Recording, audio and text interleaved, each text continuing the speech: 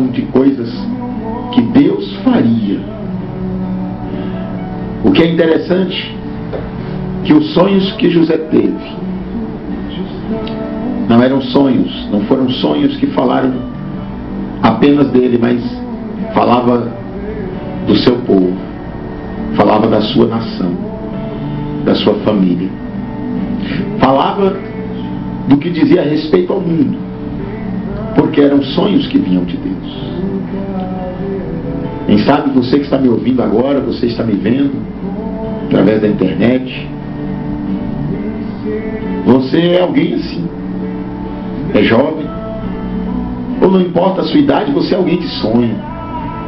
E os seus sonhos são sonhos proféticos, os seus sonhos são sonhos que falam de um futuro, mas que não falam só de você, falam da sua casa, falam da sua família, falam do seu país, falam do seu povo, falam da sua igreja, falam do seu ministério.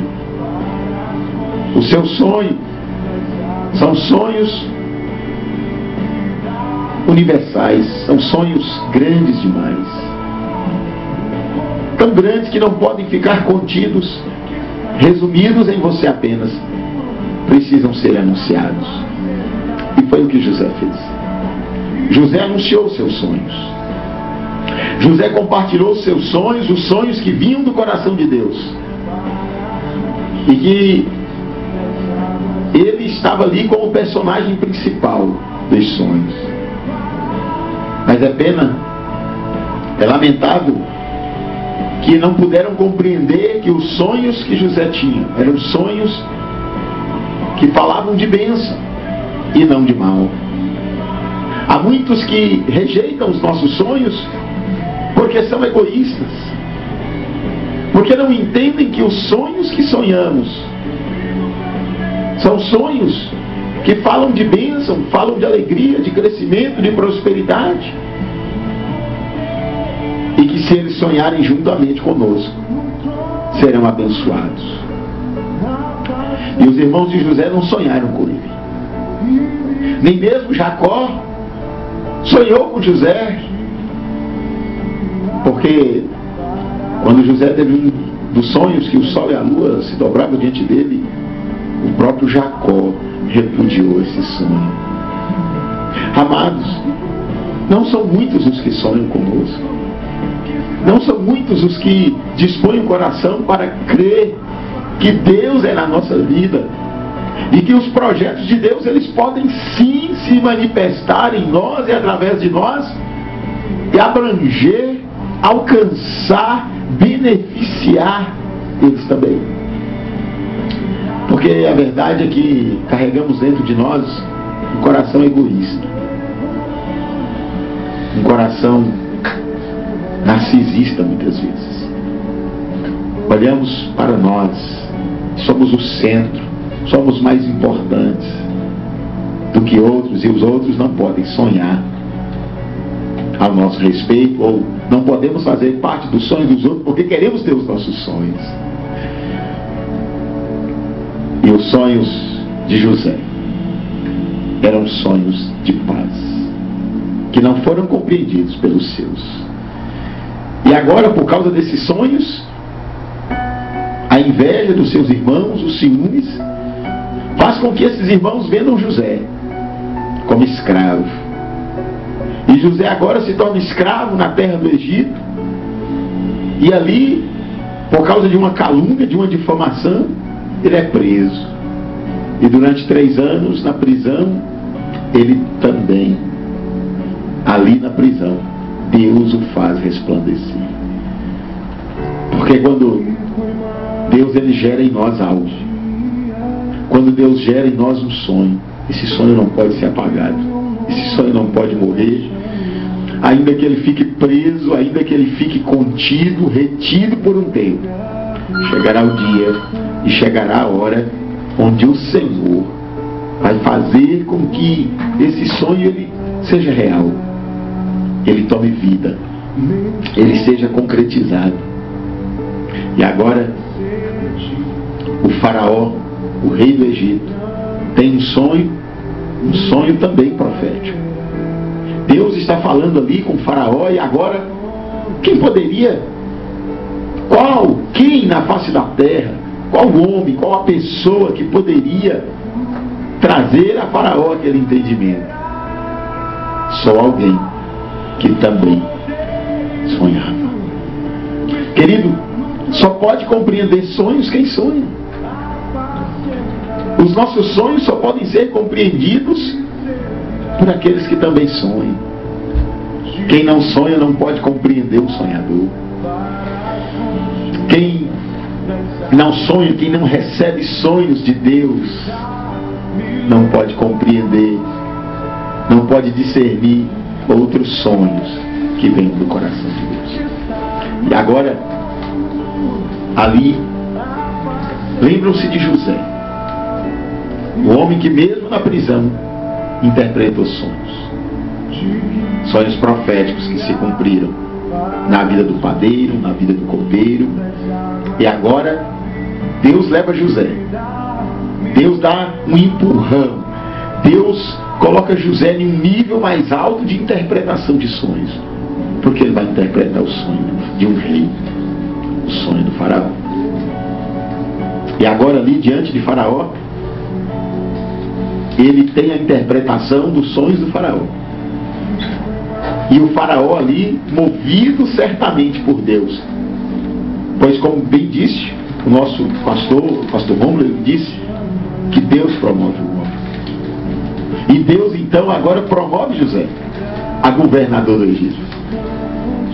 E José, no meio de toda aquela graça, aquela unção, a sabedoria que Deus deu a ele então, ele consegue administrar a riqueza e a prosperidade do Egito. Porque, como Deus anunciou nos sonhos do faraó, haveriam anos difíceis, anos de escassez, de pobreza, de miséria, de fome. E o que é interessante de ver nos versículos anteriores aos 50 é que José ajuntou tanto trigo.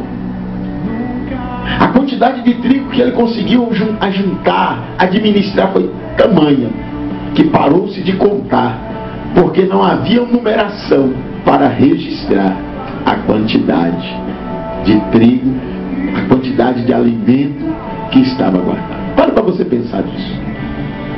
Tamanha foi a graça de Deus sobre ele.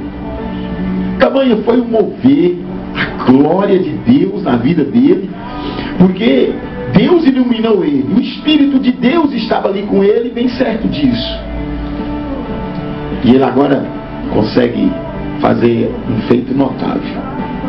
Deus opera algo tremendo, Deus opera algo sobrenatural ali através de José. E José agora se casa.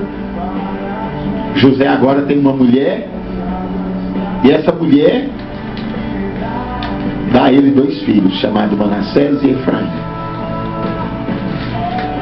E quando José então, ali agora governador, rico, conhecido, respeitado, famoso, honrado por Deus, José então agora tem os seus filhos, e ele coloca o nome dos seus filhos, reconhecendo o que Deus fez na vida dele.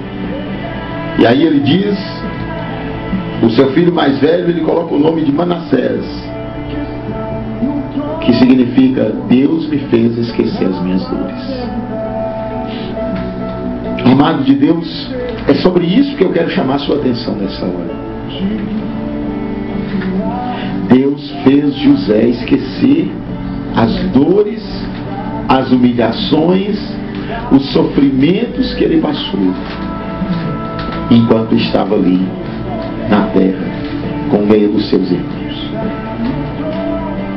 Paramos para pensar qual a necessidade disso.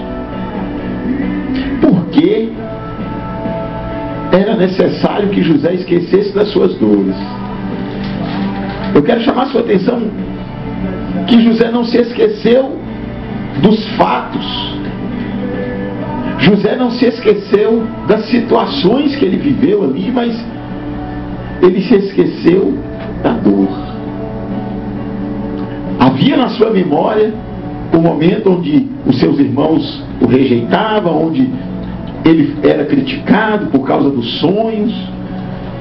Havia a lembrança do momento onde os seus irmãos o lançaram em um poço, em um buraco, em uma cisterna. Havia na mente dele a lembrança, o momento onde ele certamente foi amarrado, foi acorrentado e conduzido como escravo até o Egito.